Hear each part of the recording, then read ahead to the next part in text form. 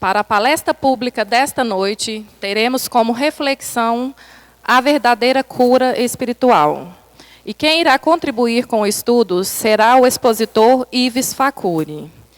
Ives Facuri é coordenador de grupos de estudos, palestrante, estudioso da doutrina, grande colaborador nos trabalhos direcionados para a juventude espírita de Divinópolis, espírita desde a infância, incentivando aos estudos desde cedo por sua mãe, tem se dedicado à divulgação da doutrina espírita em Divinópolis e região.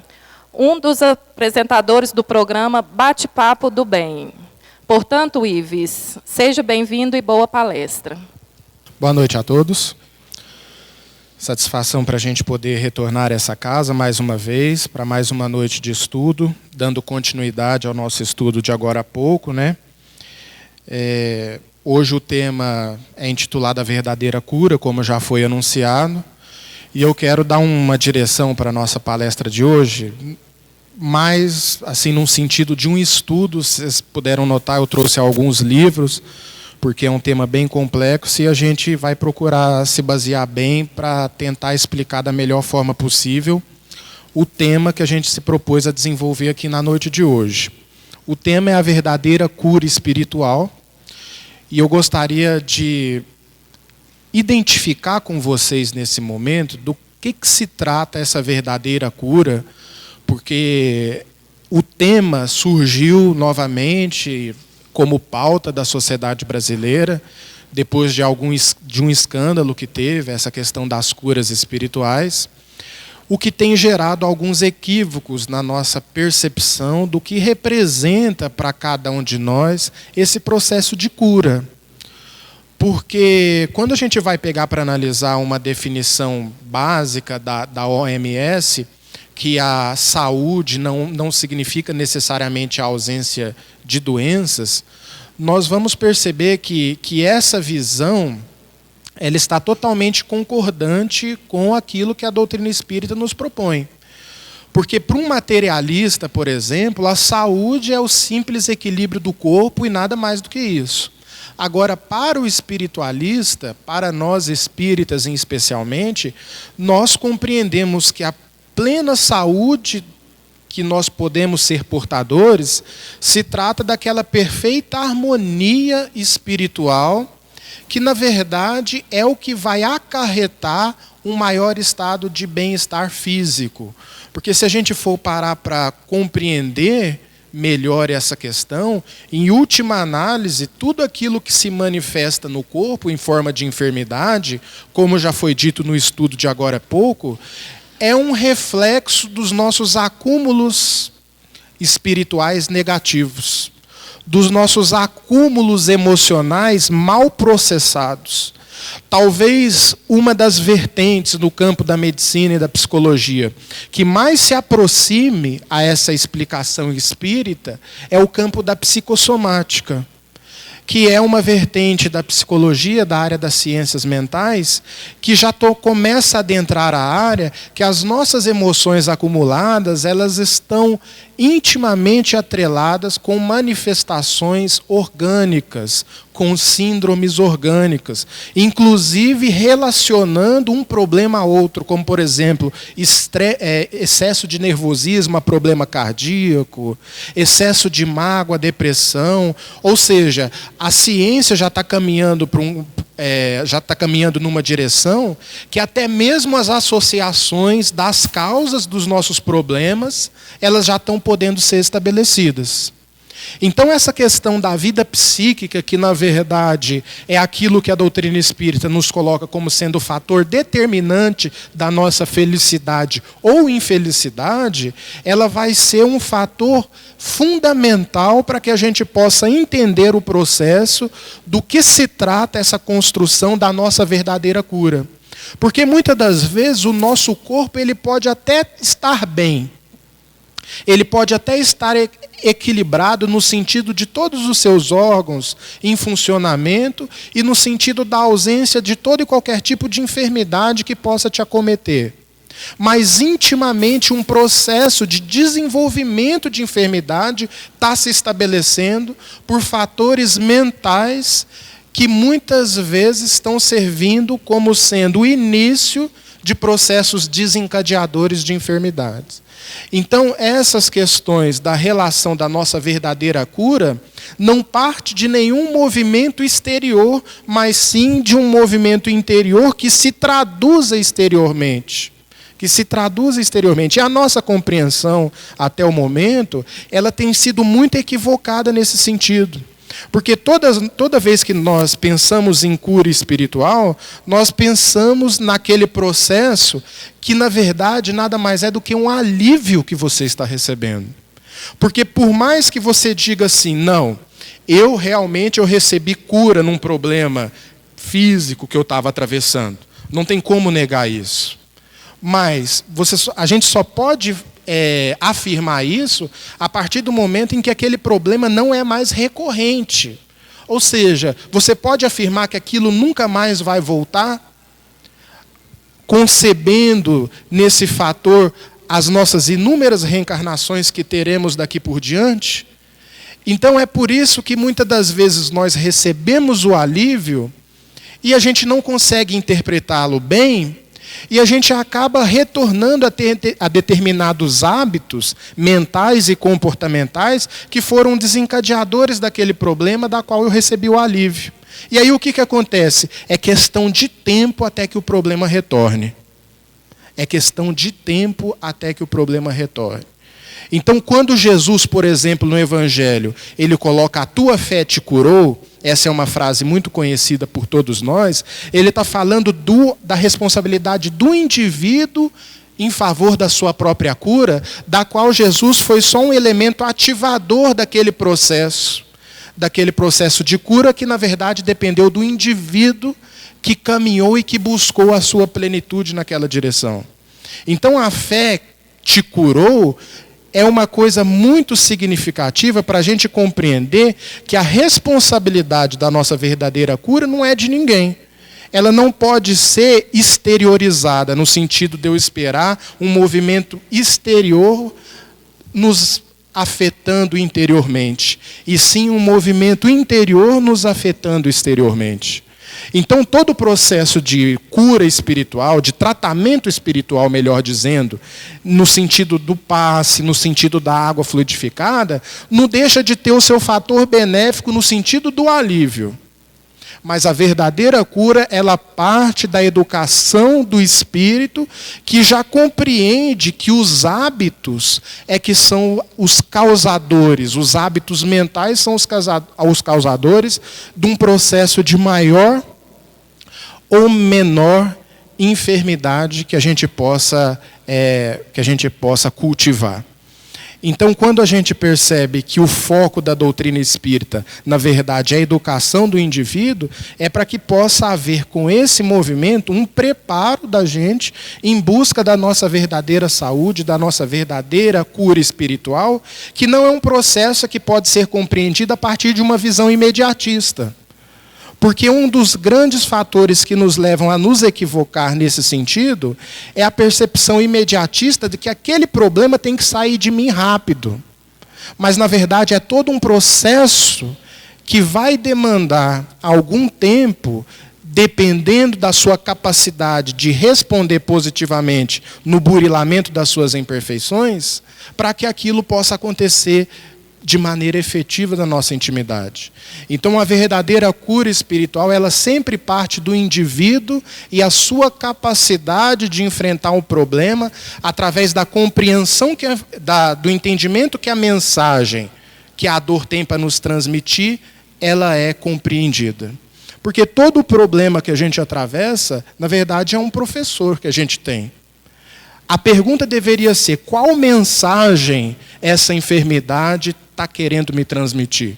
Porque a partir do momento em que há a compreensão da mensagem que a enfermidade está tendo para me oferecer, aquela enfermidade ela para de fazer sentido. Porque é um equívoco a gente pensar que Deus quer o castigo ou a punição de qualquer um de nós. Deus quer que a gente possa despertar para aspectos da nossa consciência, talvez por agora bloqueados por algum mecanismo interior. E quando há esse desbloqueio, a dor e o sofrimento, ele para de fazer sentido. Para de fazer sentido porque a partir do momento em que há esse desbloqueio, você começa a perceber que a vida é muito mais rica e ampla do que aquele problema que muitas vezes você está atravessando e por sua visão egoísta da situação, você está ampliando aquela questão. É por isso que sempre, em algum atendimento fraterno na casa espírita que a gente vai fazer, eu nunca fui muito afeito ao atendimento fraterno, porque eu ainda não me considero preparado para esse tipo de trabalho. Mas tem vezes que a gente quase que compulsoriamente é obrigado a atender alguém de maneira fraternal no centro espírita. É aquela famosa frase popular: quando não tem cão, acaba se caçando com um gato, não é verdade? Então, quando não tem ninguém para fazer o atendimento e só está eu ali, não tem jeito, e precisa de uma pessoa, e a pessoa precisa daquele atendimento, a gente se presta a esse serviço com muita boa vontade, mas não é o foco da nossa tarefa. Sabe qual que é a primeira pergunta que eu faço para todos os casos, quando a pessoa vem me relatando problemas inúmeros que ela está atravessando no seu cotidiano, muito deles atravessado a enfermidades orgânicas? Eu pergunto o seguinte para aquela pessoa: se você pudesse dar uma nota para os seus pensamentos, do momento em que você acorda até o momento em que você vai dormir, que nota você daria no sentido da qualidade dos seus pensamentos? Porque Joana de Ângeles diz que nós temos a média de 60 a 80 mil pensamentos por dia. É muita coisa. E dizem as más línguas que as mulheres têm o dobro disso. Vejamos nós, então, que a nossa mente ela é muito efervescente, né, de pensamentos. 1001 coisas nos passam, desde o momento em que a gente acorda até o momento em que a gente adormece. Se nós formos avaliar e dar uma nota de 0 a 10 para a qualidade dos nossos pensamentos, no momento em que a gente levanta ao momento em que a gente vai dormir, que nota a gente daria? Uma avaliação sincera. O que mais prende o seu pensamento no dia a dia? E eu faço essa pergunta para todo mundo da qual eu faço atendimento fraterno. Por que eu faço essa pergunta? Porque dependendo da nota que você dá, dependendo da qualidade dos seus pensamentos, um probleminha pode ganhar uma dimensão muito maior do que ele realmente é. Vocês concordam comigo? Porque se você está com uma mente atrelada ao mal, ao vício, à perturbação, qualquer probleminha para você pode se tornar um problemão. Porque não é a experiência em si que você está atravessando, mas é o desequilíbrio íntimo perante a experiência da qual a gente está atravessando. Porque nós podemos vivenciar as mesmas situações, todos nós aqui, cada um vai reagir de uma maneira diferente. Cada um de nós vai responder de uma maneira diferente. O que determina essas diferentes respostas às mesmas situações vividas por cada um de nós? O que determina essas respostas é a nossa condição mental de encará-las. Então, por isso que eu sempre pergunto qual é a nota de 0 a 10 que você me dá. E, para minha surpresa, nunca tive uma nota maior que 5. É sempre 4, 3, 5 no máximo. Então, vejamos que essa mudança da nossa capacidade de enfrentar situações a partir de uma autoeducação, ela vai ser determinante a fim de que a gente possa relativizar alguns processos atravessados por nós, que muitas vezes estão ganhando uma dimensão exacerbada daquela real condição, que é a condição de cada problema que a gente atravessa. Então, esse fator determinante é algo que está muito presente na experiência de André Luiz, que eu trouxe alguns livros aqui para a gente poder fazer um verdadeiro estudo aqui na noite de hoje. Não vou ficar me preocupando muito com oratória, com uma exposição em forma de palestra, mas sim um estudo. E se quiser levantar a mão e perguntar também, fica à vontade. André Luiz, ele é um retrato da nossa condição, ainda muito viciada no sentido mental.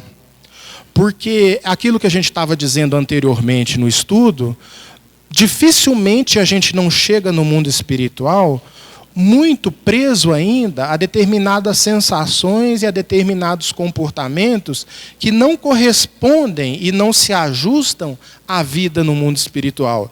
Então, quanto mais nós pudermos antecipar um ganho de espiritualidade enquanto a gente está vivenciando as nossas experiências no corpo, vai ser melhor a nossa qualidade de vida no mundo espiritual por um preparo no fator adaptação que a vida espiritual nos exige.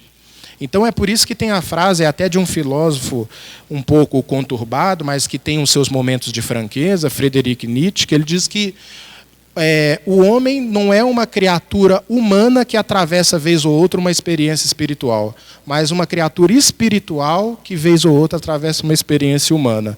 Ele está querendo dizer que, em essência, nós somos espíritos, mas viver como espíritos para nós ainda é um desafio. Nós ainda vivemos muito como corpos perecíveis que vamos acabar, e isso influencia o nosso olhar imediatista para as situações que a gente vive. Com André Luiz não foi diferente. André Luiz estava padecendo de várias enfermidades que tinham atingido o seu organismo perispiritual pelos desregramentos que ele tinha cometido na vida física, e isso aí é de conhecimento de todos aqueles que ouviram o filme ou leram o livro, ou os dois, né, que foi o caso que aconteceu comigo, e diz que André Luiz ele chega todo enfermo no mundo espiritual, mas grande parte dessa enfermidade, o principal ponto era a sua condição mental em encarar o seu problema. Ele estava com esse problema que a gente citou anteriormente, de dar uma dimensão maior para a experiência do que a experiência realmente significava para ele. Então, olha que interessante isso daqui. É precioso aviso o capítulo 6 do livro Nosso Lar. André Luiz já estava no hospital, ele já estava acamado, e aí começa a se estabelecer uma conversa entre André Luiz, que estava na cama, na maca ali, Clarencio, que foi o responsável por resgatar ele do mundo espiritual, e um outro benfeitor, que eu suponho ser o médico Henrique de Luna, que foi o responsável técnico pelo tratamento espiritual de André Luiz. E aí, olha o que diz aqui. No dia imediato, após a oração do crepúsculo, Clarencio me procurou em companhia do atencioso visitador. Fisionomia irradiava a generosidade e perguntou abraçando-me: como vai? Melhorzinho? Igual aqui a gente chega, né? Tá vendo que curioso? O benfeitor chegou para ele estava lá na cama, e ele, e aí, melhorzinho? Não é assim que a gente pergunta de uma maneira descontraída para alguém que está enfermo? No mundo espiritual é a mesma coisa, a espontaneidade não se perde. Então Clarencio perguntou para ele: e aí, melhorzinho? E aí ele diz o seguinte: esbocei o gesto do enfermo que se vê acariciado na terra. Então, como se diz, ele recebeu um carinho, como Clarencio falou de uma maneira muito afetuosa, aí ele desmoronou. Aí ele falou assim: aqui está o terreno perfeito para me vitimizar no seu problema. Porque como Clarencio chegou muito amoroso e falou melhorzinho, ele falou assim: pronto, agora eu vou chorar todas as pitangas que eu nunca chorei para ninguém, porque ele me ofereceu abertura pela maneira amorosa. Olha, como que é um retrato da nossa realidade. A pessoa te acolheu ali no sofrimento, no sentido, assim, muitas vezes de direcionar uma conversa para a direção que você queria que ela direcionasse, você a desmorona e acaba reforçando o seu vício com aquela ação. E aí ele diz o seguinte: esbocei o gesto do enfermo que se vê acariciado na terra, amolecendo as fibras emotivas. Porque a gente costuma ser egoísta no sofrimento também, né? Só fazendo uma pausa aqui. Às vezes a gente acha que o egoísmo ele só se estabelece na abundância, quando a gente se esquece dos outros. Mas o egoísmo ele se estabelece também na escassez, quando a gente acha que o nosso problema é o maior problema do universo, enquanto tem pessoas que sofrem muito mais que nós e enfrentam os seus problemas com muito mais galhardia do que a gente tem enfrentado. Então é por isso que quando a espiritualidade se depara com algum problema, diz o seguinte: faz o bem. Porque muitas vezes a nossa questão é uma questão de egoísmo, de não olhar para o lado e ver que uma pessoa está sofrendo muito mais do que nós, enfrentando aquele sofrimento com coragem, com um sorriso estampado no rosto, enquanto a gente está sendo egoísta na análise da nossa própria situação, nos considerando o maior sofredor do universo. Isso é egoísmo também. Você achar que é o centro do universo, dentro da sua alegria e dentro da sua dor e do seu sofrimento. Então André Luiz diz o seguinte: no mundo, às vezes o carinho fraterno é mal interpretado. Ele estava interpretando mal. Obedecendo ao velho vício, comecei a explicar-me, enquanto os dois benfeitores, olha o detalhe, sentaram-se comodamente ao meu lado. Já viu? Quem já viu aqui? Eu acho que todo mundo, né? Castelo Rá-Tim-Bum. Não tinha uma passagem lá que diz o seguinte: senta que lá vem a história? Olha que detalhe interessante. Os benfeitores sentaram. Quando eles perceberam que André Luiz ia começar a falar, eles já captando o mundo emotivo de André Luiz, eles puxaram a cadeirinha, vamos sentar, porque ele vai se demorar nas lamentações. E aí os dois benfeitores na colônia espiritual puxaram a cadeirinha, sentaram para ouvir, porque ia demorar o murmúrio. E assim feito, né? E assim foi feito. E aí ele diz o seguinte: não posso negar que esteja melhor. Entretanto, sofro intensamente. Muitas dores na zona intestinal, estranhas sensações de angústia no coração. Nunca supus fosse capaz de tamanha resistência, meu amigo. Ah, como tem sido pesada a minha cruz. E aí ele vai falando. Agora que posso concatenar ideias, creio que a dor me aniquilou todas as forças disponíveis. Se fosse a gente aqui acostumado ao vício, com um depoimento desse, o que a gente faria? A gente se sensibilizava, né? Nossa, que dor, que sofrimento, meu filho vem cá, e abraçava. Não é? Os benfeitores espirituais estavam ouvindo calado.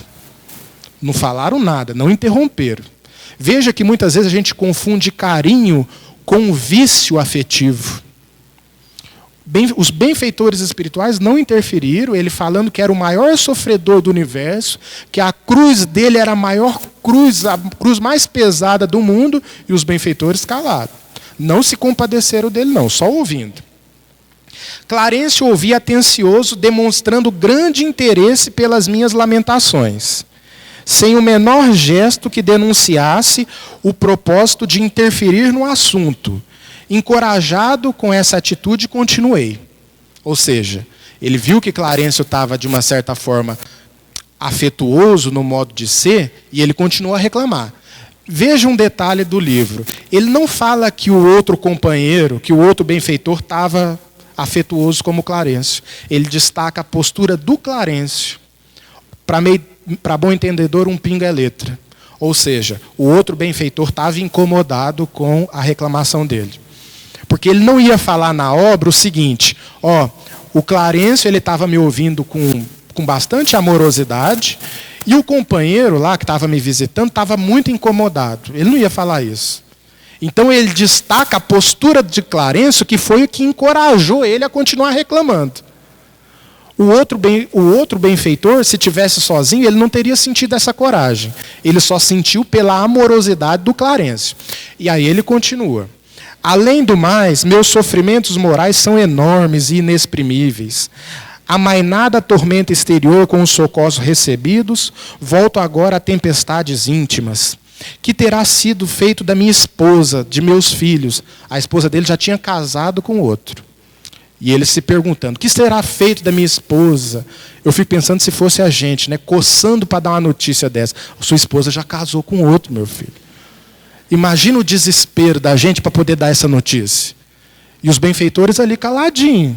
Sabia que a esposa dele tinha casado com outro, e ele: que será da minha esposa? E o pessoal ali engolindo a seco.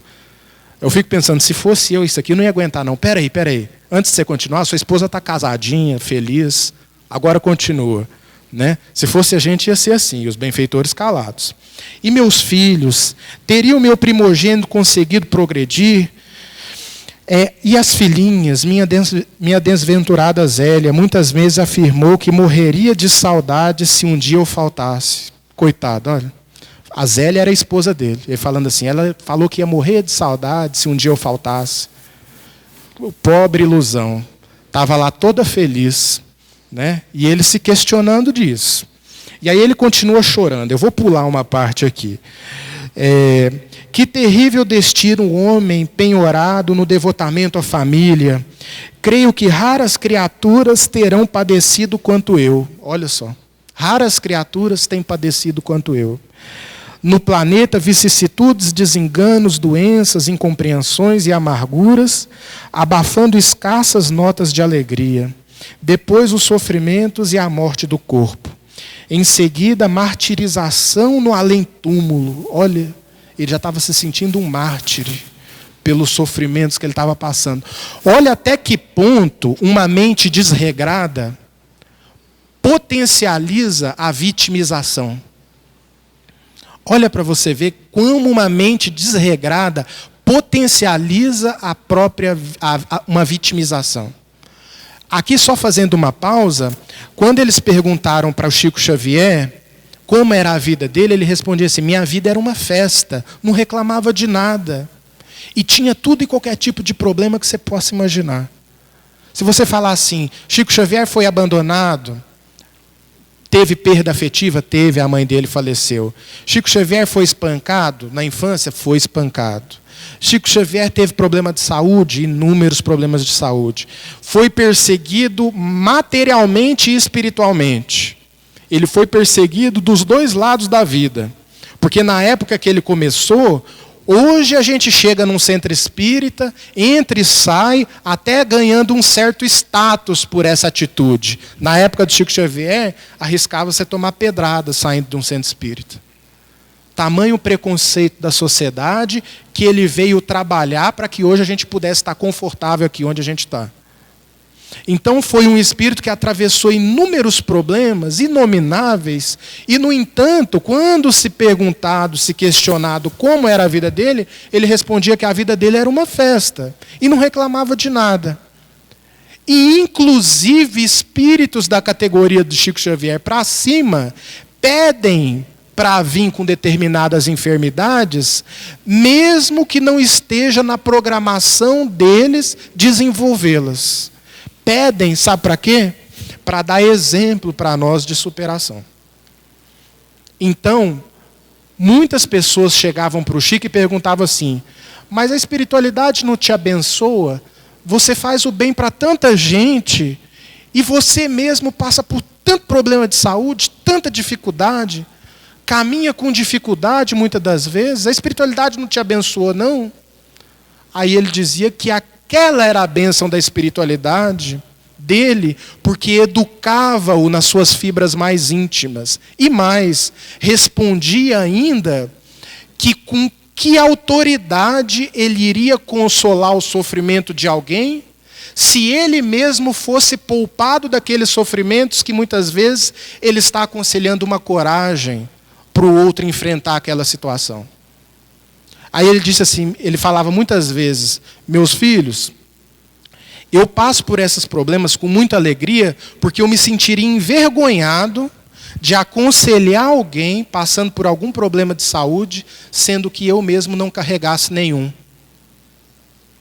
Ele se sentiria envergonhado de falar assim, tenta viver bem com esse seu problema aí, sendo que ele mesmo estivesse poupado daquela situação.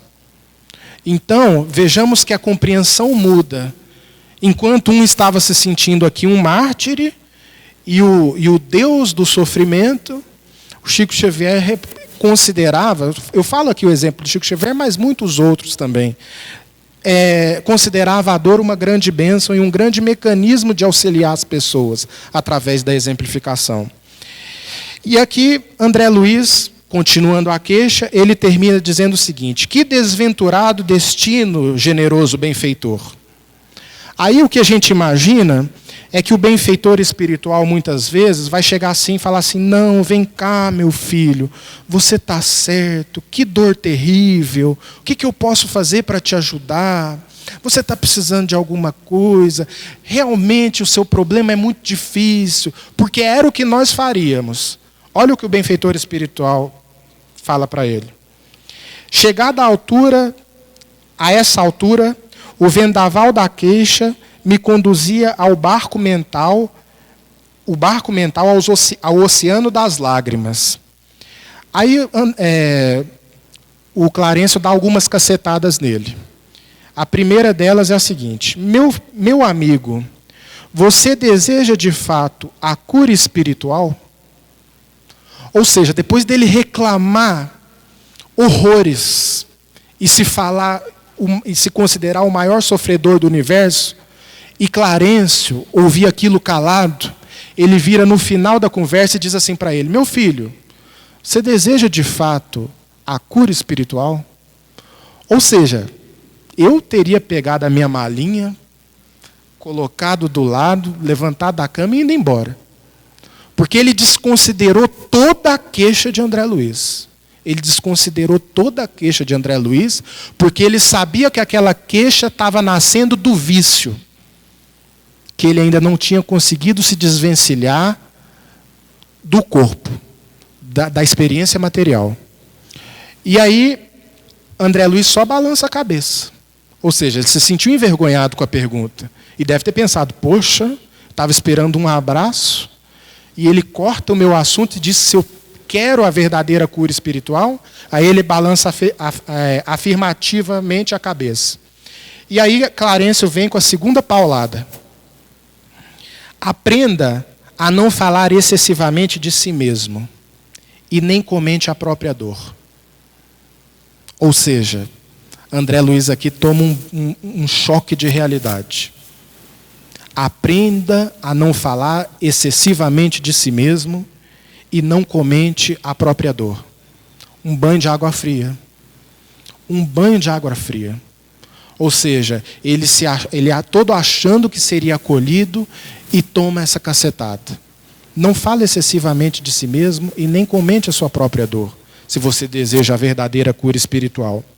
Aí ele continua: lamentação denota enfermidade mental, e enfermidade de curso laborioso e tratamento difícil. É indispensável criar pensamentos novos, porque enquanto você está lamentando, você está preso àquele mesmo pensamento, aquele mesmo círculo mental que está em torno do problema que você está atravessando. Vocês concordam comigo? Porque enquanto você está reclamando da sua dor, você está fixado nela. Enquanto a gente está reclamando do nosso padecimento, lamentando, a gente está fixado nela. E o caminho para a superação da nossa experiência é sair do centro do problema. Como sair do centro do problema? Valorizando o problema da qual a gente está atravessando. Porque ficar comentando e ficar repetindo é uma forma de você estar prestando um culto ao problema que você está atravessando, que nós estamos atravessando. Então, uma queixa ou outra, ela pode até ser encarada com naturalidade, mas você ficar repetindo, você ficar lamentando ou aquilo fazer parte do seu cotidiano, é muito difícil você sair da situação para uma condição de maior saúde, de maior estado saudável do ser. Então ele continua: é indispensável criar pensamentos novos e disciplinar os lábios. Somente conseguiremos equilíbrio abrindo o coração ao sol da divindade. Classificar o esforço necessário de imposição esmagadora, enxergar padecimentos onde há luta edificante, só identificar o indesejável denota cegueira da alma. Quanto mais utilize o verbo por dilatar considerações dolorosas no círculo da personalidade, mais duros se tornarão os laços que o prendem às lembranças mesquinhas. O mesmo pai que vela por sua pessoa, oferecendo-lhe teto generoso nessa casa, atenderá seus parentes terrestres. Devemos ter nosso agrupamento familiar como sagrada construção, mas sem esquecer que nossas famílias são seções da família universal sob a direção divina. Então aqui, Clarencio dá um choque de realidade a André Luiz, a fim de que ele pudesse se desligar da atitude mental que o estava prendendo à enfermidade. E aí é que está.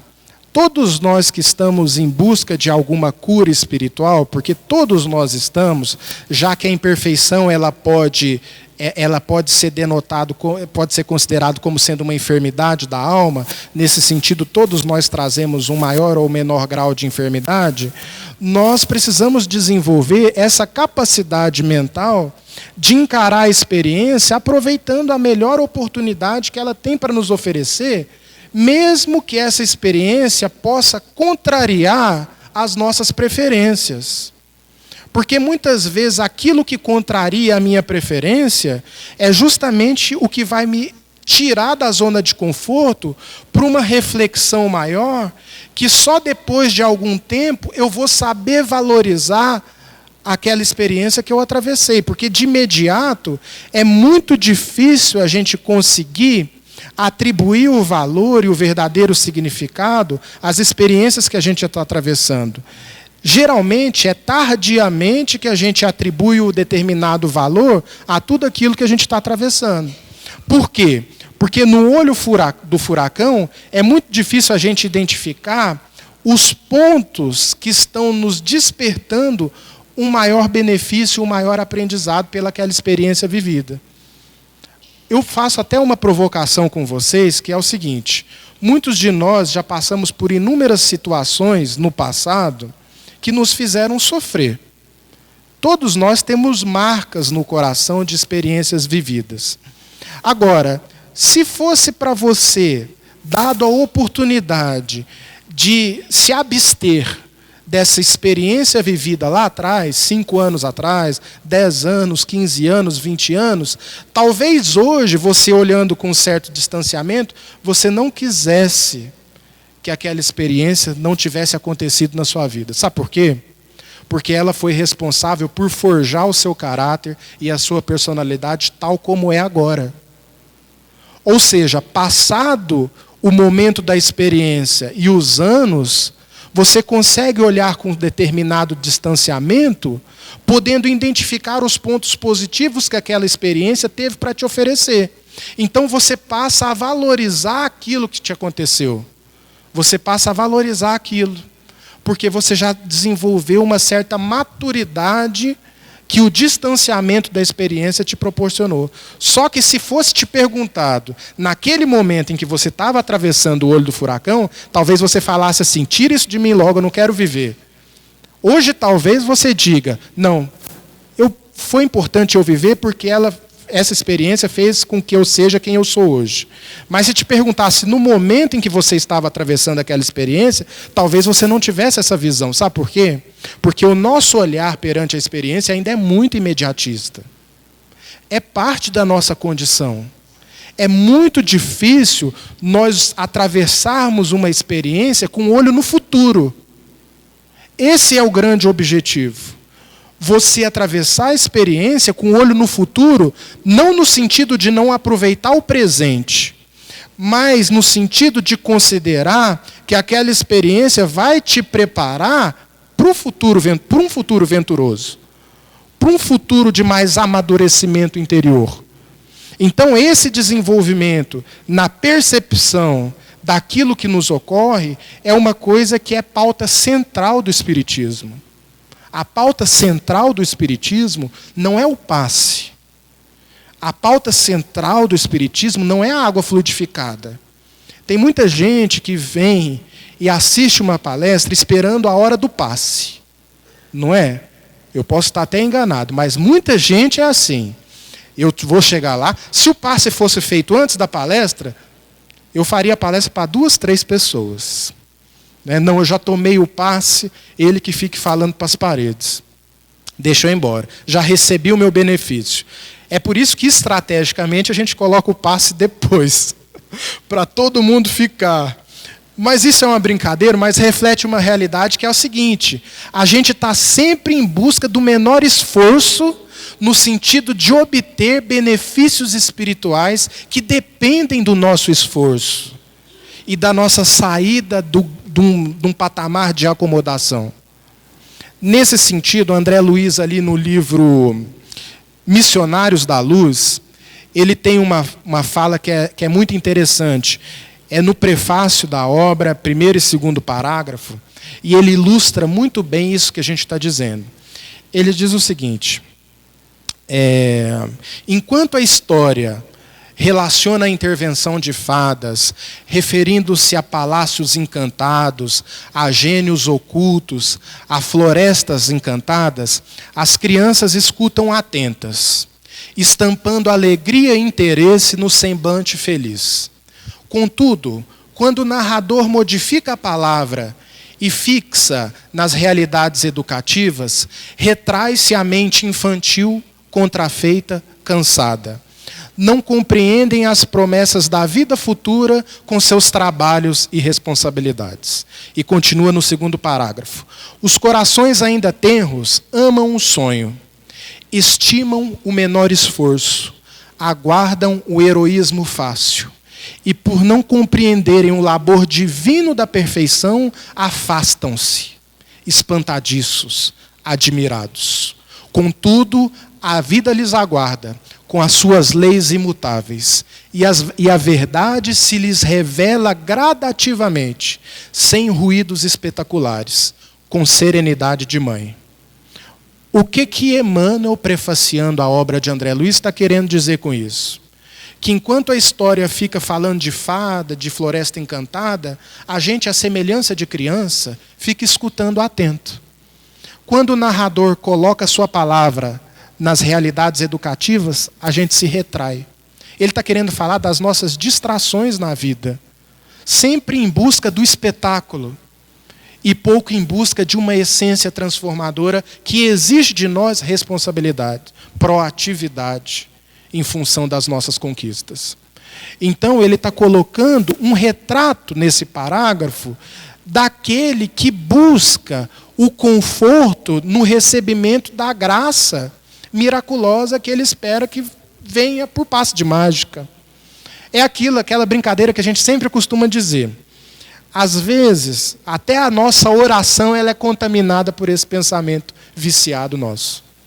A gente faz uma oração e aí a gente pede um monte de coisa. A gente pede, inclusive, a gente tem a ousadia de, nas nossas orações, pedir virtude. Pedir virtude. Como se a virtude ela fosse vir assim, abrisse como se fosse um sol só para você, iluminasse a sua cabeça, e você que na oração pediu para que fosse mais paciente, a partir do momento em que aquele pozinho mágico está caindo na sua cabeça no momento da oração, você receberá mais paciência. Não é assim que funciona. Virtude ela não chega por passe de mágica. Nesse sentido, tem até uma história que eu gosto de contar muito, que tinha uma pessoa vendendo um sítio, estava vendendo um pedaço de terra. E ele colocou na porteira desse sítio uma placa bem grande para todos os pedestres que passassem ali na porta daquele sítio, todos os caminhantes que passassem por ali, tomassem ciência que o lote estava à venda. E aí passa alguém, ele está ali perto da cerca, perto da porteira, uma pessoa olha, pergunta: você está para vender esse sítio? Ele diz: estou para vender sim. E deixa eu te perguntar, esse sítio aí, ele dá mandioca? Ele falou: não dá não, senhor. Ele dá batata? Não dá não, senhor. Ele dá jabuticaba? Não dá não, senhor. Dá manga? Dá não, senhor. Ele dá... O que esse sítio dá? Ele falou assim: dá tudo, se plantar. Ou seja, ele diz o seguinte: se plantar, dá. Então é a mesma coisa. A gente às vezes fica achando que virtudes elas vão vir por passe de mágica, mas elas precisam ser construídas. Ou seja, se eu peço paciência, muitas vezes eu vou ter um vizinho aborrecido. Eu pedi paciência, então eu acabo me casando com uma pessoa chata, porque é aquilo que eu mais desejei. eu acabo convivendo, desenvolvendo algum relacionamento que venha fazer com que eu desenvolva paciência. Não é assim como a gente está pensando. Quer dizer, toda virtude, para ela acontecer, ela precisa de ser colocada para fora através de alguma experiência. E é dentro disso que a gente não consegue compreender, muitas vezes, a experiência da dor, a experiência do sofrimento, que muitas vezes nada mais é do que a vida tentando te extrair de você uma resposta positiva para uma melhoria da sua condição. O Rubem Alves, ele diz uma frase muito interessante, né? Ostra feliz não faz pérola. Ostra feliz não faz pérola. Por quê? Porque a pérola, todo mundo sabe que nasce do incômodo dentro da ostra. Entra um carocinho de areia ou de pedra para dentro da ostra, aquilo ali vai ferindo a ostra e cria-se um tumor, e aquele tumor, com o passar do tempo, vai endurecendo e até formar a pérola. Se a ostra fosse feliz, não tivesse esse incômodo inicial, através de uma pedra, que muitas vezes são as pedras do nosso caminho, a ostra não seria capaz de produzir algo bom. Inclusive, é aí que está o verdadeiro sentido da palavra expiação. Expiação é ex pio, ex para fora, pio bondade. Então, expiar seria passar por alguma experiência cujo objetivo é colocar para fora de nós o nosso melhor aspecto, o nosso lado bom. Quem passa por uma experiência dolorosa e sabe colocar para fora o seu aspecto mais positivo a partir daquilo ali, está expiando bem. Está vivendo a expiação de uma maneira que o projetará para uma libertação daquela situação. Então isso, para nós, gera um entendimento muito profundo dessas realidades que o Espiritismo nos traz, como sendo uma ferramenta que individualmente nós poderemos ser portadores na superação das nossas dificuldades. O que a gente está presenciando aqui nada mais é do que aquele momento em que muitas vezes eu vou pegar algum elemento que me ajude, mas que não determinará por mim o curso dos acontecimentos. O meu destino, que está dentro das minhas possibilidades, construir e equacionar. Então, quando a proposta do Espiritismo não vai nessa direção de fomentar a nossa autonomia, ela não está sendo, na verdade, nem mesmo espírita. Ela está sendo qualquer outra vertente espiritualista, menos Espiritismo. Porque o Espiritismo, ele se fundamenta na educação do espírito. Isso não desvaloriza os elementos terapêuticos como o passe e água fluidificada. Repito, mas o determinante é que os nossos pensamentos e a nossa condição interior se modifique a partir desse benefício recebido. Porque nem Jesus, e aqui eu já termino a nossa exposição, prometeu cura. Jesus, ele disse o seguinte: vinde a mim todos vós que estáis fracos e sobrecarregados, e eu vos aliviarei. Alívio é diferente de cura. Jesus não fala, vinde a mim todos vós que estáis fracos e sobrecarregados, que eu vos curarei. Ele diz o seguinte, eu vos aliviarei. Alívio é diferente de cura. Nem Jesus prometeu cura para nós. Nem Jesus prometeu cura. Jesus prometeu alívio, porque ele sabia que a cura depende de cada um de nós. A cura depende de cada um de nós. E é por isso, volta a minha fala inicial, que sempre Jesus apelava ao argumento, a tua fé te curou. A tua fé te curou. A tua fé te curou. Ou seja, nós somos responsáveis pelo nosso destino de felicidade ou de infelicidade. Tudo depende das construções e dos objetivos que nós traçamos para as nossas vidas. Eu agradeço a vocês a atenção. Eu espero que o tema tenha ficado claro aqui nesses poucos minutos. É um tema que dá um seminário. Eu trouxe até mais livros para poder abordar outros ângulos da temática, mas eu espero ter cumprido o meu objetivo. Desejo a todos muita paz, que Jesus nos abençoe e até uma próxima oportunidade.